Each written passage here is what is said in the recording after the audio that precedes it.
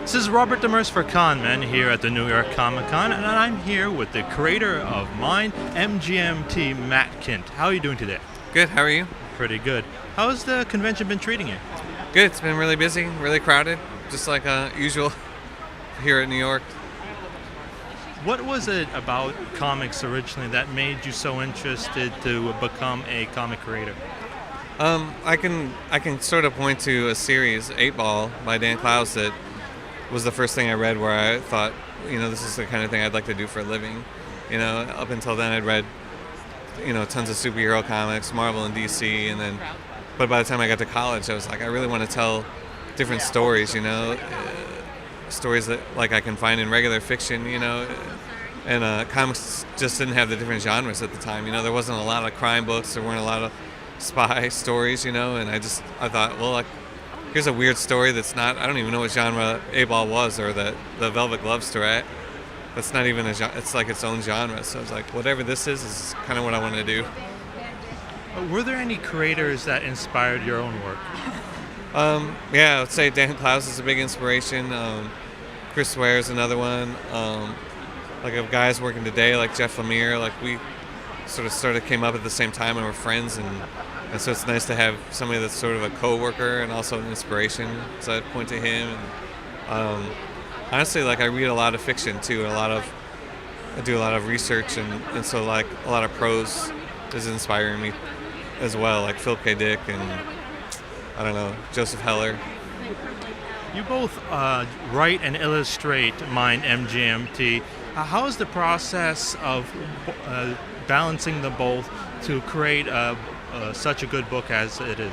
Yeah, I wish there was a formula for it. I was just telling somebody, they asked me what my process was, and my process is different every time. Like, usually within a story arc, I use the same process, but depending on like what the next story is, sometimes I'll get an idea, that's a visual idea, and so I draw it, or sketch it out, or do thumbnails for the whole story, and then I go back and script over the top.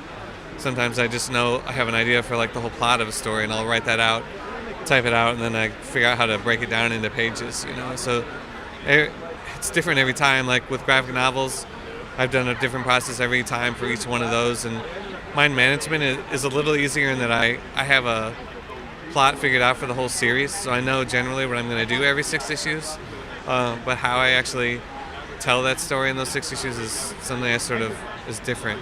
When I get to it, I end up changing my mind as I'm drawing it sometimes. We've talked recently to Marco Rudy, which you work with him on the upcoming Marvel Knights Spider-Man, and he just said that you gave him surprise after surprise with the amount of villains you put in there. Was it difficult to fit them all in there, since there are 99 villains in the book? Yeah, well, it wasn't difficult for me. It's difficult for him because he's going to have to draw them in there, But yeah, I tried to take it easy on him and like pace it out so he wouldn't have to, he wasn't going to have to do like a George Perez sort of like double page spread with like every character like one inch tall, which I love, by the way. George Perez is awesome.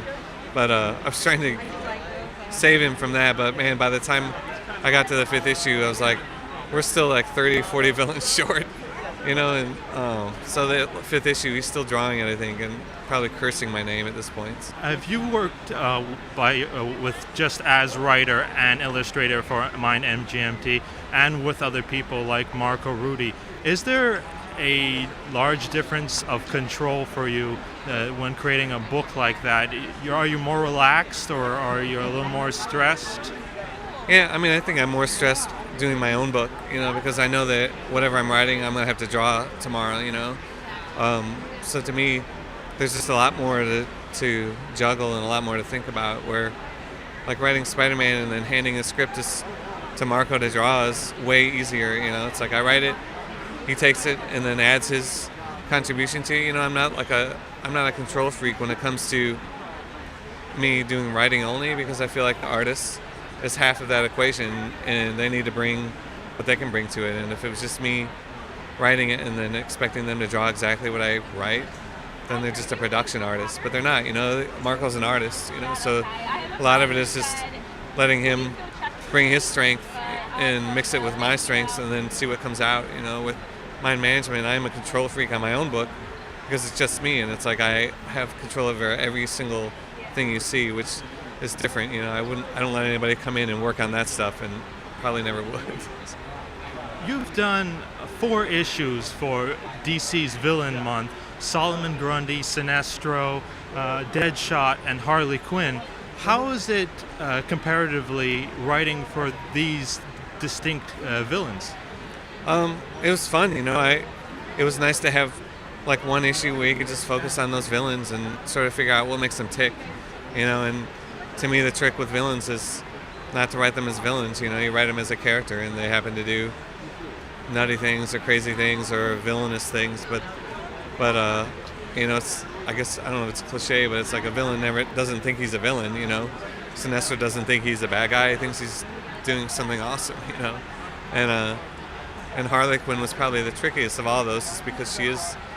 I feel like she can come off as sort of a joke or just sort of a ditzy, dumb villain, you know, and I felt like there's more to her than that. And so trying to figure out how to do that but still stay true to what had happened or whatever was probably the most fun thing to write. And now that Marvel Knight Spider-Man has come out, what else is coming out for you in the near future?